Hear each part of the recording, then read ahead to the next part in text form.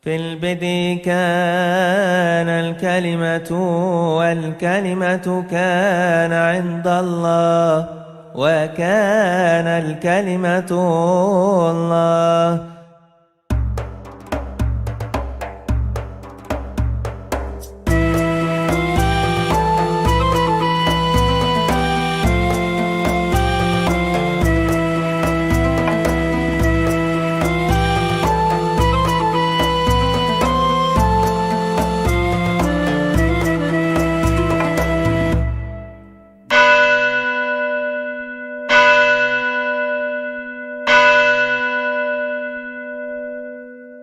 Saudara-saudara, ayat-ayat yang kita baca ini berbicara saat Yesus menampakkan diri kepada murid-muridnya setelah kebangkitannya. Apakah kalimat yang diucapkan Yesus kepada mereka ketika Yesus tiba-tiba berdiri di tengah-tengah mereka? Damai sejahtera bagi kamu. Nah, pada zaman Yesus, bahasa-bahasa yang dipakai itu ada minim 3 bahasa. Pertama adalah bahasa Ibrani. Bahasa Ibrani adalah bahasa yang dipakai orang-orang Yahudi di zaman Yesus untuk membaca Alkitab. Termasuk kitab Taurat, termasuk kitab Nabi-Nabi, termasuk Mazmur. Mazmur itu adalah kitab pertama dari urutan kitab ketiga, yaitu Ketubim, yang kita sebut nanti dengan Perjanjian Lama. Kemudian yang kedua adalah bahasa Aram, bukan Arab ya, Aram atau Aramaik. Bahasa ini bahasa sehari-hari yang dipakai Yesus dan para muridnya. Kalau bahasa Ibrani itu bahasa klasik, bahasa kitab suci, maka bahasa Aram itu adalah bahasa sehari-hari. Bahasa Ibrani itu misalnya Haleluya, Hosiahna, ya. Kalau bahasa Aram misalnya Hosana, Maranatha, Hakal Dama, Talitakum, Eli Eli lama sabaktani. Itu bahasa Aram. Itu juga dipakai sehari-hari.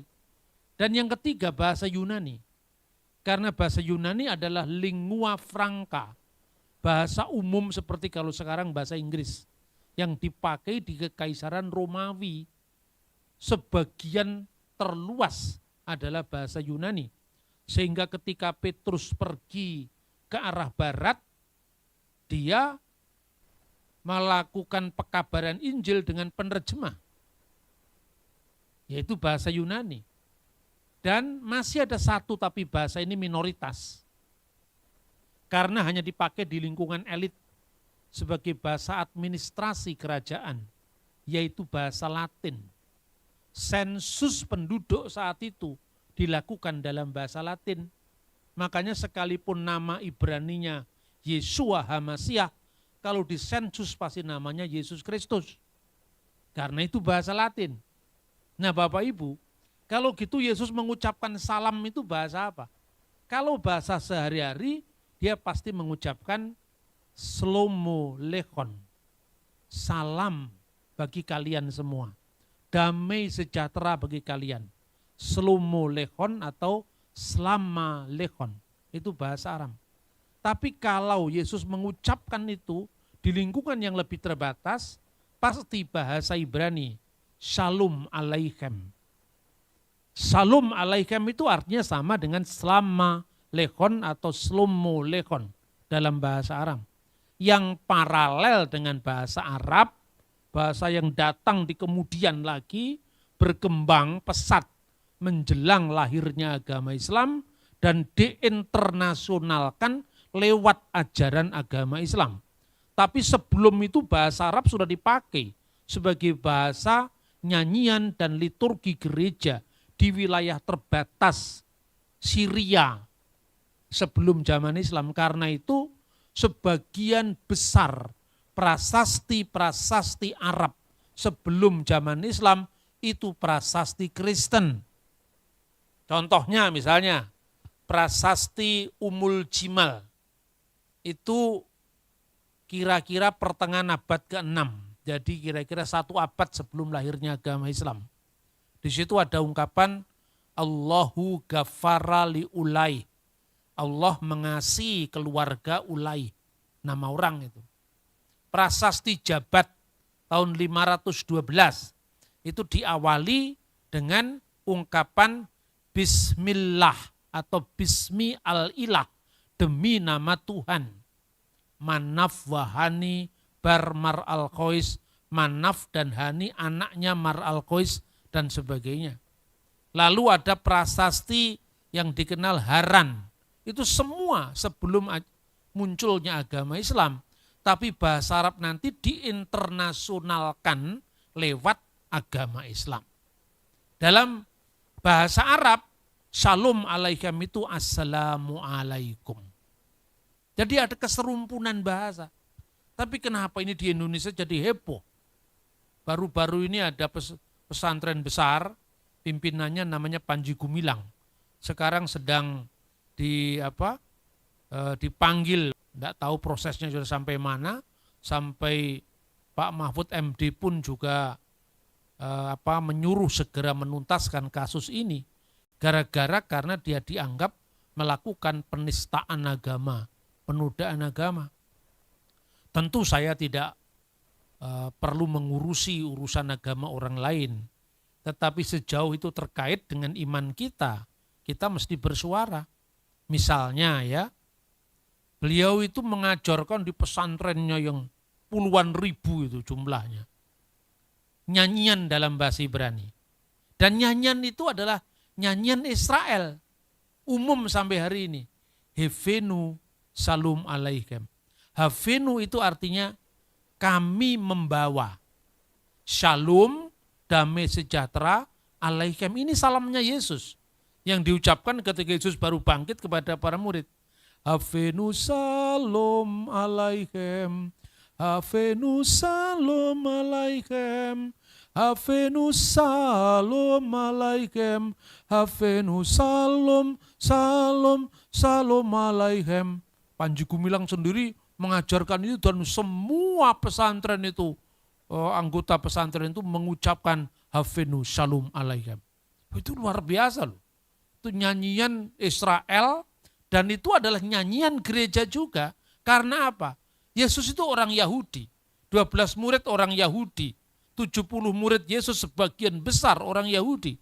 Dan gereja itu mula-mula berakar pada kitab berbahasa Ibrani, yaitu kitab Perjanjian Lama, Yahudi juga.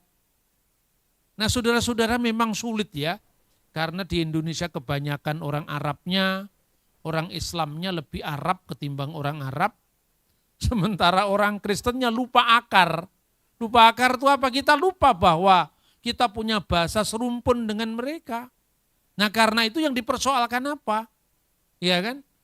Tapi kalau urusan cara sholat dan sebagainya bukan urusan kita, itu tidak ada urusannya dengan kita. Tapi khusus yang ini saya justru terkaget-kaget. Bagaimana Panji Gumilang bisa mengenal dan seterbuka itu. Ya, kemudian diinvestigasi oleh MUI yang justru mengharamkan ucapan Selamat Natal. Padahal Panji Gumilang mempersilahkan kebaktian Natal di pesantrennya. Nah ini saya juga nggak ngerti, ini bukan urusan kita, ini urusan politik atau urusan luar kita. Tapi yang jelas, yang menginvestigasi beliau itu lebih tertutup ketimbang yang diinvestigasi. Ya karena ini terbuka sekali. Konon saya pernah mendapatkan kabar dari putra seorang pendeta, namanya Profesor Siahaan. Dia yang nulis itu pengantar bahasa Ibrani yang diterbitkan oleh BPK Gunung Mulia itu, yang selalu dipakai anak-anak di seminari atau sekolah Alkitab. Itu lebih dari 10 tahun mengajar di Zaitun, pesantren Al Zaitun itu. Mungkin lewat pelayanan seorang pendeta ini, beliau mengalami pencerahan. Sekalipun sebelumnya mungkin di stigmakan sebagai pendukung NI, kita tidak tahu. Tapi manusia kan bisa berubah. Jangan-jangan kehadiran hamba Tuhan selama lebih dari 10 tahun mengajar bahasa Ibrani, kemudian dialog tentang keilahian Kristus, Allah Tritunggal. Siapa tahu itu mengubah beliau. Tetapi hanya Roh Kudus yang berkarya atas semua kejadian, termasuk berubahnya hati seseorang. Kemudian ada ya memang di Indonesia kalau Ibrani itu kan dikaitkan kalau bukan Yahudi, Kristen. Tapi kalau Anda ke Timur Tengah, saudara-saudara, mungkin kita lupa ya, di Israel, negara Israel, itu mayoritas Yahudi. Tetapi lebih dari kira-kira 18% itu orang-orang Arab Islam.